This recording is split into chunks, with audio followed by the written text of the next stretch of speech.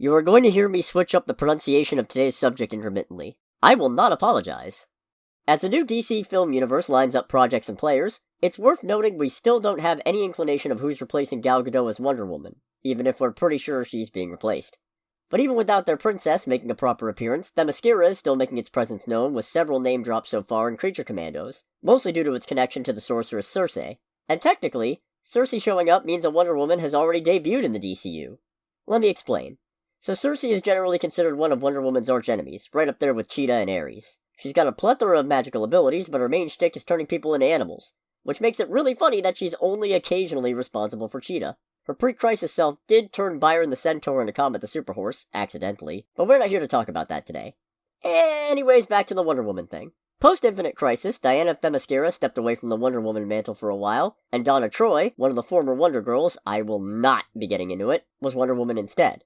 Until she was attacked and abducted by the triple team of Cheetah, Giganta, and Dr. Psycho. Diana, now working for the Department of Metahuman Affairs under her new secret identity of Diana Prince, wink, goes looking for Donna, but in the process, the current Wonder Girl, Cassie Sandsmark, also disappears. In the search for her sidekicks, Diana finds out that Circe was responsible for the Wonder Nappings, with her ultimate goal being to siphon the power from all three of them and take the Wonder Woman title for herself. She actually succeeded, declaring herself the immortal avenger of all wronged women, and going on a murderous rampage against slave traders and human traffickers. Which, yeah, that seems like a place to start. Diana teams up with Hercules, whose powers were also stolen by Circe, and tracks her down again, only for it to turn out that Hercules and Circe had originally been working together, but inevitably betrayed one another. Hercules takes a lasso of truth and demands Circe reveal the spell to transfer all the stolen power to him, but Circe truthfully explains that she can't do that without undoing the first transfer spell.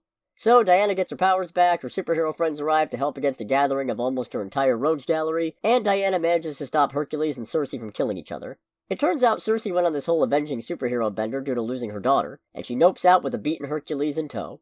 Hey, I never said she was Wonder Woman for long, did I? Now, while Circe's appearance in Creature Commandos is interesting on its own, the specific context opens up some interesting possibilities. So we're going to break from tradition this episode and get into some theory crafting, which means spoilers for Creature Commandos and some other upcoming DC projects, most likely Superman and Waller if I had to guess. If you don't want any spoilers, click away in 3, 2, 1.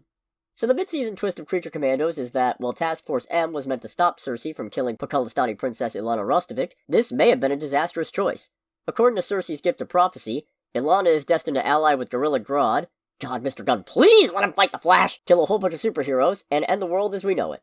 I don't buy this, and I'm honestly a little surprised someone as paranoid as Waller does, but to be fair, I have outsider audience knowledge, and this is kind of like watching Mysterio lie about the elementals in Spider-Man Far From Home and blaming Peter for falling for it. Hell, maybe it's my Marvel bias showing, but I feel like Mysterio being a villain is probably better known than Circe. Anyways, getting to the spoiler section for things that aren't out yet. Frank Grillo has mentioned in interviews that Rick Flag Sr. will be head of Argus, a position that I'm pretty sure Waller currently holds, which would mean that now it's just a question of how she gets ousted, and something tells me throwing her lot in with Circe is going to be the main factor. If we're going full-blown Circe as a manipulative and wicked sorceress route, then it's either a false vision or a twisted one. Maybe Circe plans to possess Ilana with magic or something to gain political standing? But if they wanted to add some nuance, this could be a self-fulfilling prophecy. Maybe Circe turning Waller and the Creature Commandos against Ilana is what motivates her to ally with Grodd.